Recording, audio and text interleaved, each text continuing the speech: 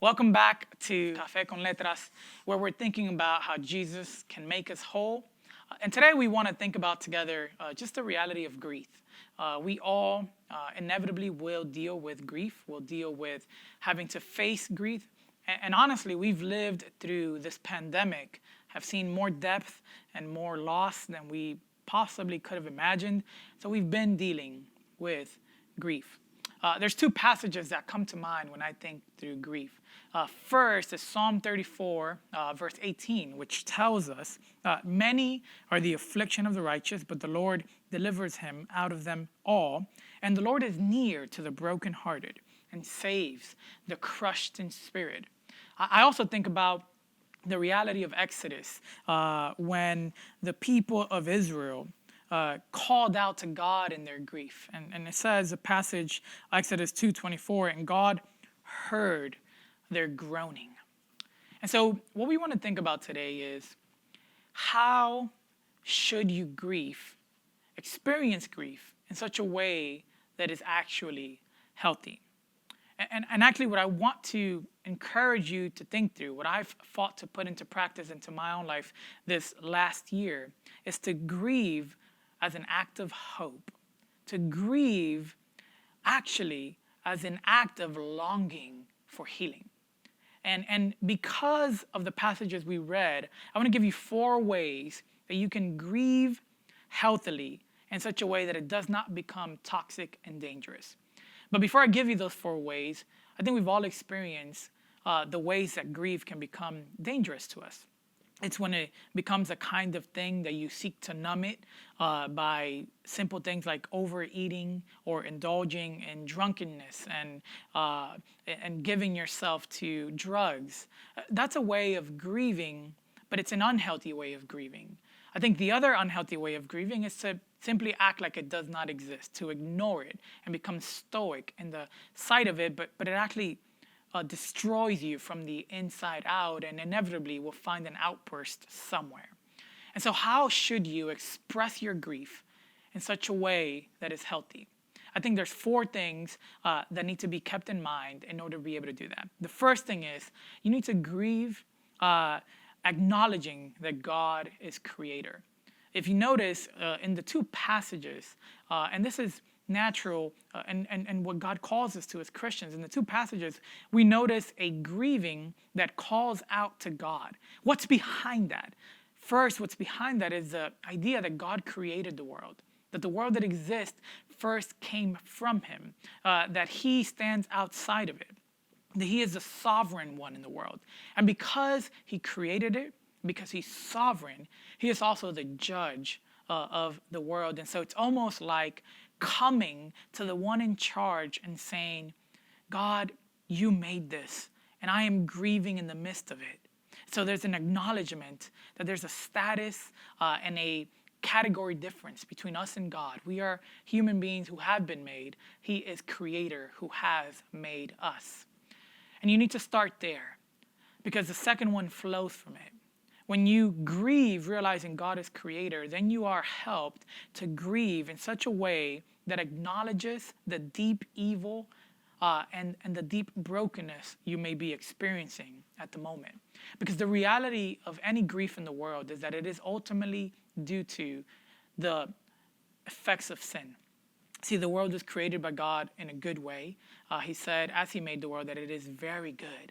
But when sin was introduced, it destroyed everything. It destroyed our relationship to ourselves. It destroyed our relationship with God. And it's destroyed our relationship with others. It's destroyed and has effects, the Bible tells us, on creation itself, on the world around us itself. And so when we grieve, we are actually acknowledging that something good was lost. When we experience the death of a loved one, when we experience the loss of a friendship, when we experience financial loss, when we experience any kind of difficulty that results in us grieving, you actually have to lean into that grief as an acknowledgement of something good was lost, as a way of proclaiming this is not right. There is something broken. There is an evil that I have experienced. This is actually important in grieving and in healing. It is to spill your guts, as it were, before God, To say, God, what I am experiencing makes me afraid, makes me feel disoriented. I feel a pang and a pain in my soul. Why would you take it away? To literally pour out every aspect of your pain at the feet of God. This past year, I have had to do that a lot. Lamenting and grieving before God, who is my creator, and spilling, God, it should not be like this. Third, you need to acknowledge in your grieving, if you grieve healthily, that God hears you and that God cares. If you notice in the passages, it says that God heard the groanings of the people of Israel. God hears, and what that means is that he is attentive to it, that he welcomes it, that he has compassion and mercy on the one who is experiencing loss and grieving. He is near to the brokenhearted. The God of the Bible is not a God who creates the world like a watchmaker and then is done with it. Just lets it happen to it, whatever happens to it. He is a God who deeply cares about the emotional life and the grief that you are experiencing. So he says, come, because I am near to the brokenhearted. Cast your burdens on me. Spill your grief in my lap, and I will have compassion and mercy on you. The knowledge of God, of your grief, is actually not theoretical. I don't know if you've ever realized, but the God of the Bible is not a God who stands apart and aloof from the suffering of the world. He actually stepped into it himself.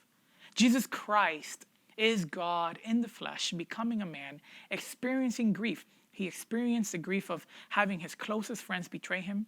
He experienced the grief of seeking to do good and to love others and them rejecting and turning on him. He experienced the grief of death because he carried it on himself. And even though he had not sinned, he experienced the grief of carrying the guilt of sin on himself, carrying our guilt for anyone who would come and believe in him. The God of the Bible understands your grief, because the God of the Bible is the same one that gave up what is most important to him, the loss of his son, in order to save us from our grief. So you need to grieve, realizing he is creator, realizing as an expression that the world is broken. You need to grieve, realizing he cares. And finally, in order to grieve healthily, you need to have your mind biblically informed to realizing grief is not all there is. There's actually hope in the midst of grief. Why do I say that? Well, first, because even as Jesus died and as he suffered, the Bible teaches us that he walked out of that grave 3 days later. So he came out of the grave, destroying death itself. And so there is hope in our grief because he resurrected. Because he resurrected, he destroyed death. He also will make a new heaven and a new earth where death will not occur anymore, where there will not be any brokenness, nor suffering, nor wars, nor tears anymore for anyone who is in Jesus Christ, who has repented of their sin and is united to Jesus Christ. When we grieve to God, spilling and crying deep tears over the life we wish we had or over the things we've lost, but we do so with an eye to resurrection, we are actually grieving with rebellion. We are grieving by saying, God, the current state of things is not the way the state of things will always be. And I don't want it to always be that way. I am looking for the day when you will make everything right. I am tired and done with the current state of things. Won't you come and make all things new? I want to encourage you in your grief to learn to channel it to God who made you, and to do so with the proper perspective of the gospel itself. I think if you learn to grieve that way, it'll be a much healthier reality for you, and you'll be able to feed on the strength of God.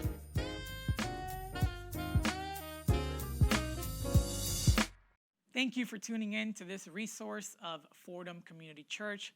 We pray that it's been a blessing to you. If you haven't done so already, we'd love for you to not only follow us on social media, Facebook, Instagram, subscribe to YouTube, but share with your friends. And also, if you'd like to partner with the ministry of Fordham Community Church, you can do so on our website at fccbronx.org on the Give tab. We pray that this has been a blessing to you.